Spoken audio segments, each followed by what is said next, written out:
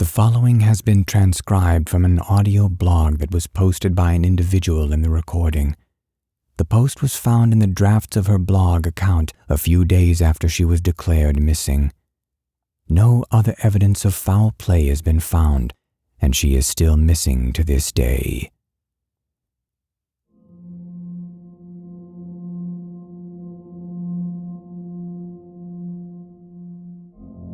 Hey guys, it's a beautiful day. The sun is shining, the sky is blue, songbirds fill the air, and it's just a perfect summer day. I'm out for a hike near the river. The temperature is perfect down here. I'm just out for a walk to clear my head. Got into it with my mom again. Like her coming down on me for going to magically solve all my problems. At least this area is really beautiful, even if this area has a weird reputation. It's not that there are weirdos who hang around or people who get mugged or anything. There's no risk of animal attacks or even tons of insects. It's the perfect area to go for a walk, no matter whatever kind of shape you're in. There are lots of trails surrounded by forests and little runoffs from the river. It's so peaceful. The only rule they have here is don't climb over the fence. I don't know why we're not allowed past the fence. It seems silly. If the area is so safe, why the need for the fence? Some people say it's because there's a secret military base in our quaint little town. There's a mental asylum or something crazy like that. But others say there's a much more sinister reasoning. They say that people used to disappear. There are a few unsolved missing person cases still unsolved in town. No one ever talks about it. This was a long time ago. There's a legend that says they all went missing in the area past the fence, but it's just more trails. It's so stupid. I don't believe in the legends. This isn't some movie. People just don't disappear. Now I'm looking at the fence. It's so old. There's a sign that reads, "Do not enter," with no other warnings or context. I'm not listening. An old fence can't hold back my curiosity anymore. I'm climbing over the fence. I ripped my shirt on the top of it. It cut me slightly, but no one ever said exploration didn't have its dangers. My mom is going to be pissed though. It's perfectly normal, obviously very overgrown, but otherwise it looks perfectly normal. It's so beautiful. There's this trail leading through the trees. 2 stone half pillars are at the beginning of the trail. There are some weird runes on them. I can't make them out, but they're kind of vibey. As I walk past them, I have a weird feeling, but I shook it off. I'm walking down the trail now, but something isn't right. The sky, it isn't the same. It just changed. There are clouds that look like those runes. What the fuck? The trees, they're not right. They're all dead. There are no songbirds in the sky. All I can hear is my footsteps, not even the river anymore. I tried running back down the trail past the stones, but nothing changed. The river, it wasn't right. There was no water. Everything looks different. What the fuck? What the fuck? I hear a voice. It sounds fucking demonic. It's laughing. Please, someone help me. What the fuck? I see something. It's coming for me. It's... Oh my God. Please, Mom. I'm sorry. Please help me. Please, someone. I'm sorry. The girl begins to cry. Mom, I'm sorry. I didn't mean to disappear.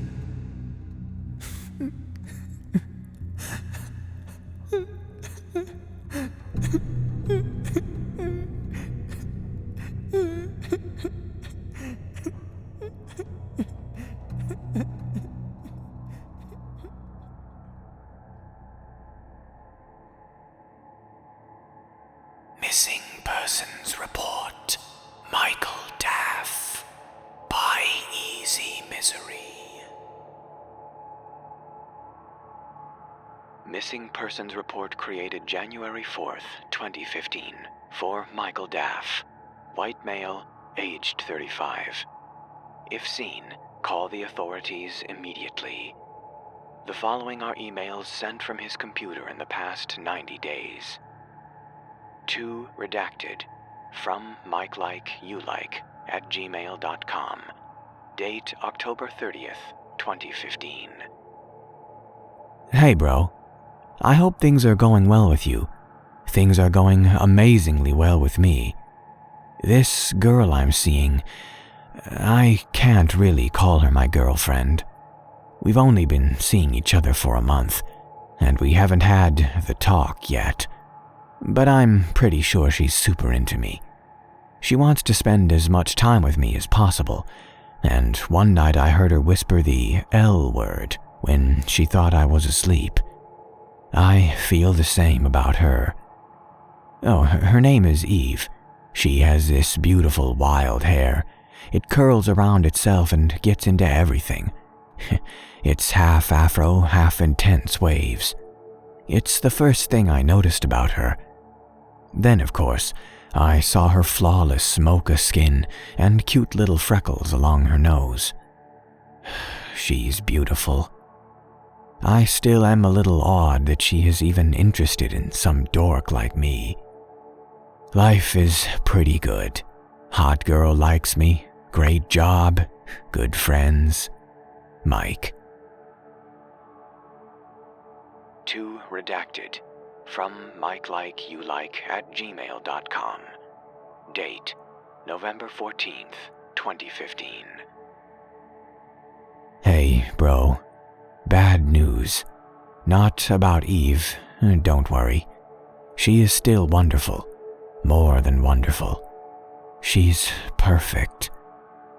It's about the cat. A week ago, he started delivering us presents. Every time Eve slept over, we'd wake up to find a dead mouse or bird on the bed. It was disgusting. Mittens had never done this before. I figured he must have found a way out of the apartment and was having a great time hunting. Eve was super grossed out by it. She told me to close the door so Mittens couldn't get in at night. But somehow, he kept opening the door and leaving his gifts. Eve convinced me to give Mittens away. It was hard. I had Mittens for almost 10 years. But Eve is right.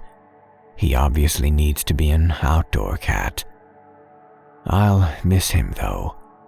Mike. To redacted, from MikeLikeYouLike@gmail.com. Date November 31st, 2015. Hey, bro. I am so damn mad. TJ is being a complete jerk. It makes no sense. I mean, we've known each other since high school. You'd think I'd know him better than this. Well, it turns out he's a crappy friend. A few days ago, he starts texting me about how he wanted to have sex with Eve. He did not say it in such innocent words. He wouldn't stop, even after I told him he was being a jerk. He started saying he was going to steal her away from me, and how he's got bigger muscles than me and all this crap. We got into a huge text fight about it. And then this guy has the nerve to call me and act like nothing is wrong. Needless to say, I stopped hanging out with him. I haven't seen or talked to him since. I didn't tell Eve about it. She would have just felt bad. I guess he's just jealous of my awesome government job and cute girlfriend. Anyway, screw him. Who needs friends when I have a brother, right? Oh, and a super hot girlfriend. Eve has become everything to me. Mike. To redacted, from MikeLikeYouLike@gmail.com. Date, December 5th, 2015. I don't know what to do. I messed up my job. Well, I didn't do anything, but it's messed up. I know you're going to give me a hard time about this, but just listen. I have no idea now, but someone hacked into my work email and started sending out mass messages with hardcore porn in it. My boss was obviously extremely mad, but I didn't do it. She gave me this speech about how we do top secret work and how this is a breach of protocol and blah blah. I told her my side, and we agreed it had to have been a virus, so we wiped my computer and changed all my passwords. But it happened again, this time with my signature, and it was sent out to not only the people in my office, but to all our other clients too. My boss fired me the same day, without even letting me explain. I didn't get to pack up my stuff. Eve has been amazingly supportive. She has been cooking all of our meals and taking care of me. She has basically moved in with me and keeps my spirits up. Thank God I have her. Anyway, things are really bad on my end, except for Eve. Plus, apparently I've started sleepwalking. I keep waking up on the couch with weird bruises. Eve doesn't remember anything unusual during the night. Email me back when you get the chance. My phone isn't working, so don't bother calling. Mike. To redacted. From MikeLikeYouLike@gmail.com. Date, December 20th, 2015. Brother, I'm going on a trip. We will be gone for some time. Do not email. To datafile.f7b7i from blank. Date 1100010000 11101 000 1101 0000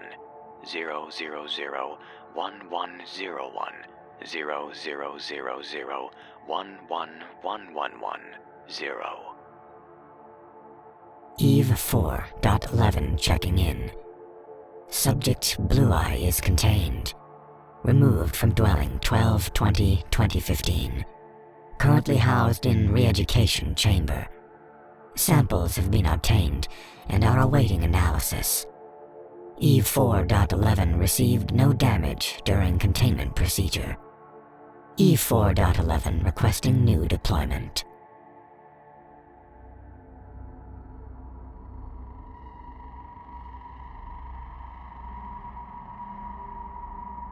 Missing Persons by Weird Shit Blog. People disappear every day for lots of reasons. Kidnapping, murder, money, boredom. But sometimes it's something else. May 6th, 1940.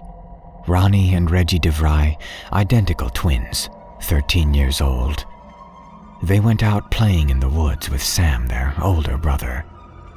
Sam claimed that a large dog walked by and caught his attention for just an instant. When he looked back, his brothers were gone. They were never found. I started researching missing persons 8 months ago, after my fiancée disappeared. We were in the car, driving back from Christmas at my parents' house.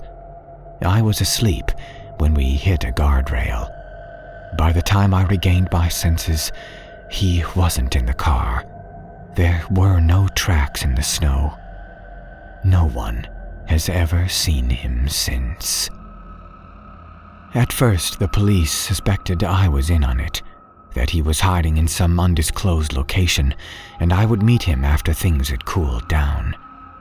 Maybe that I had killed him and staged the accident. They never found anything and had to let me go. I asked my therapist how many missing people are never found. She didn't know, so I looked it up. Most missing people are found quickly. Some are only found as bodies, but they are found. Of all reported cases, only about 1% go unsolved. In most cases, police will usually decide that the person died in some place where their body would easily be found. Their bones might get spotted by a hiker decades later. Sometimes, though, there's just no explanation at all. I became obsessed, reading over every case I could find online. July 11th, 1995. Sissy Lancashire, 37 years old. She disappeared from an apartment. All of the doors and windows were locked from the inside. The heat was on, but it was the middle of the summer. Every faucet in the house was running, but nothing else was out of place. I didn't notice the pattern for a few months. Before that point, my interest was less academic. Okay, screw it. It was entertainment. It wasn't comforting or therapeutic. It was more like picking a scab and watching it bleed, over and over and over again. February 14th, 1971. Jonathan L. Graves, 33, was a despondent after his girlfriend canceled their Valentine's Day plans and broke up with him. He stood on the top of his high-rise apartment building and threatened to jump. The police reported that they reached the roof and tried to talk him down. He refused and walked off the ledge. But no one watching from the ground saw him fall. His body, if he actually did die, was never located. It was spellbinding.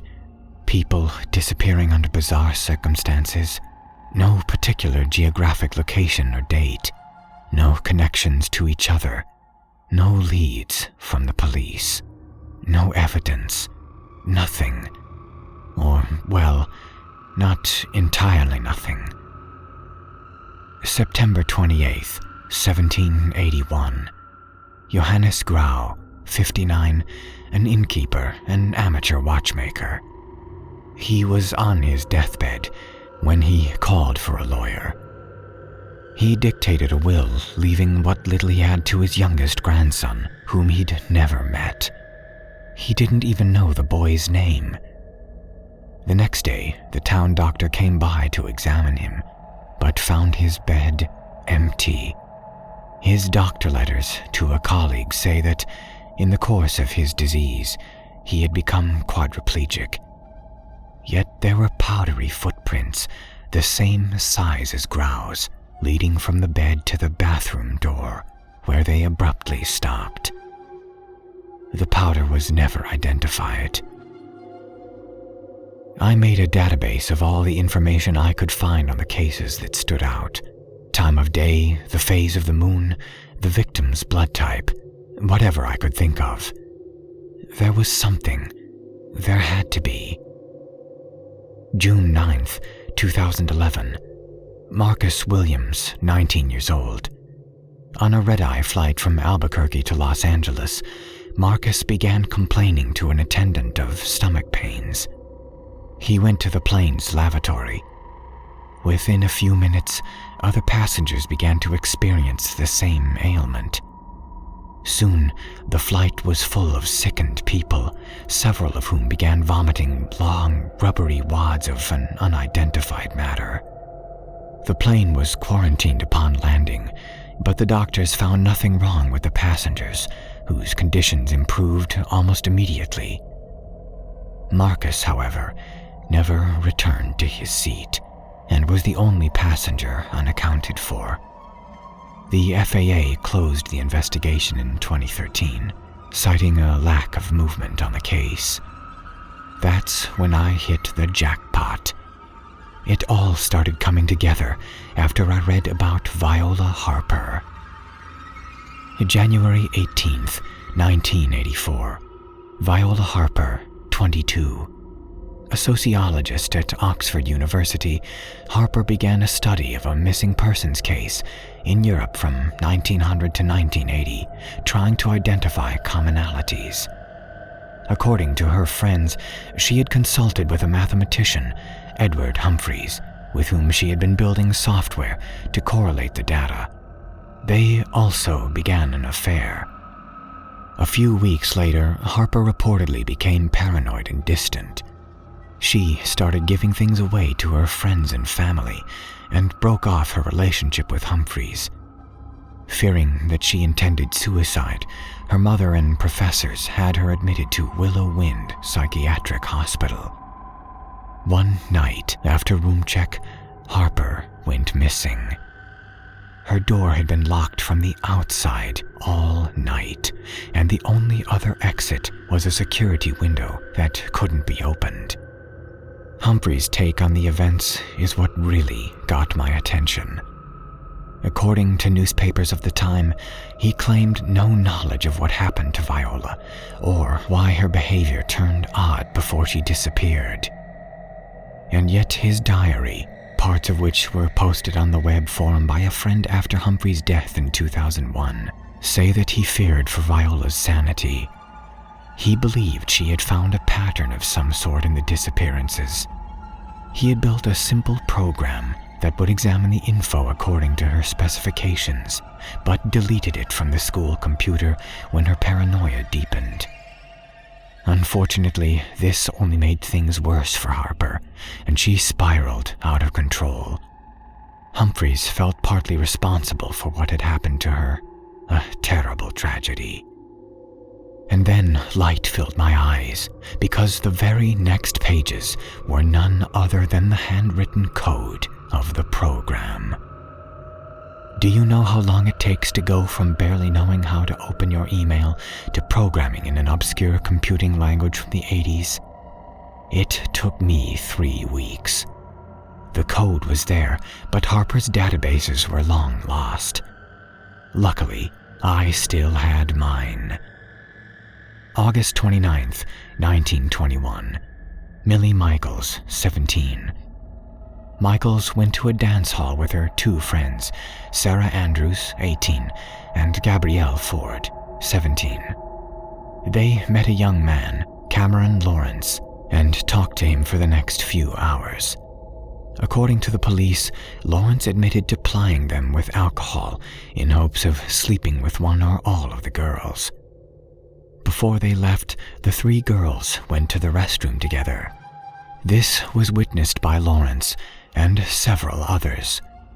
None of the girls ever came out. The bathroom had no windows or no other means of escape. When I plugged in the data I had, it was like a revelation. My fiancée, Viola Harper, all the others, they all fit. It was perfect. It made complete sense. And then I saw something else. It could predict the next disappearance as well. My name, a date 2 months away. May 19th, 1961. Masha Raskova. During the space race, an Italian listening station, Tor Bert, recorded audio of a confused Russian cosmonaut calling for help as her craft broke up upon re-entry. This event has been widely denied, and the Russian government, past and present, says that none of their cosmonauts ever died in space.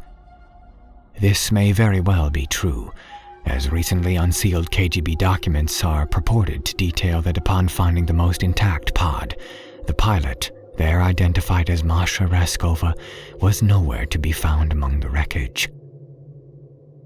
I have a few days left. If I disappear, I have this manuscript, my data, and Humphrey's program. They will prove that I'm not crazy. The preceding document was found in the vehicle of Nora Stevens, 26, of Concord, New Hampshire. She was last seen at a gas station in Holbrook, Arizona, some 2,500 miles from home, wearing jeans, a white t-shirt, and a pink hooded jacket. The attendant says she came in to pay for her gas, but then she forgot her money in the car, a 2007 model silver Nissan Sentra. Her car was found abandoned in a parking lot an hour later. Despite Stevens pumping 14 gallons of gas into the car, as seen on the store's security video, the vehicle's tank was empty. Stevens is seen acting strangely on the video, peeking around shelves and checking to see if she is being followed. She picks up a 9-volt battery and a jug of distilled water, but leaves them on the counter when she walks out of the store. She does not reappear on the outside of the camera after exiting. No evidence has been found of the data or program she mentions above. The disappearances referenced are a matter of public record, but not all of the details of the cases could be confirmed at the time of this publication. Stevens and her fiancé, Jim Lilly, are still missing. If you have any information on their whereabouts, please contact the Federal Bureau of Investigation.